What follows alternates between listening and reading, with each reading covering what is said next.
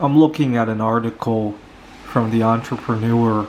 Your money is now losing close to 1% of its value every 30 days. I'll think about that. People get up in arms about a car losing a certain amount of value. And I remember there was a time when the dollar was losing value faster than a car because I experienced it. I think I was 25 years old. I bought a Buick, and I was living with my family in Pittsburgh, Pennsylvania. I was working there, but I wanted to go see my girlfriend in Rochester, New York. And, it's kind of funny because at my workplace, I was the only person who was single on our team. So a lot of times, people didn't give me a lot of slack in terms of wanting to go out of town, right? And so I went to see my girlfriend. It was only a 3-day weekend, and I got into a car accident on the way home. The weather had turned bad.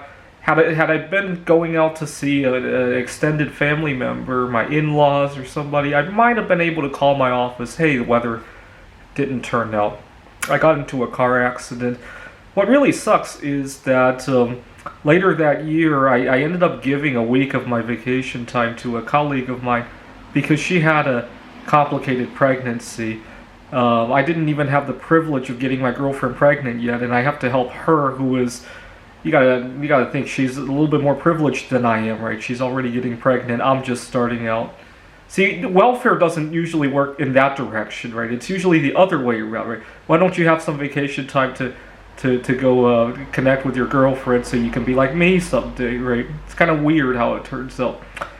Anyways, so I turned it into my insurance, and I actually got more money than I bought the car for. I mean, you got to remember there's also a deductible. I think I had a $500 deductible. Basically, the dollar had lost value faster than the car at that point in time. Got into a little bit of a upset when I first moved into this apartment here in Mercer Island. See, I had a number of apartments to choose from, and on moving day, just as I was about to fill out the check, I have a Discover bank. Let me make sure I don't show the number. So I'm just about to fill out my check when all of a sudden my landlord goes, "Oh, do you have enough for a deposit as well?" And see, part of the reason I chose this place was because he checked my credit, and I thought he didn't want a deposit.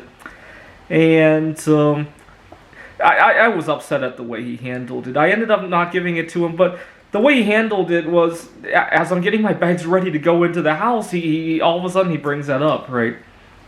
It gave me a bad taste of him. I might have to see if I need to get out of the lease, because that wasn't the only issue. My landlord, he has a little bit of a hoarding problem, and he got very upset at me today when I called to check up with him, and he heard that I was vacuuming, and he got very concerned that I might accidentally throw something of his away or something.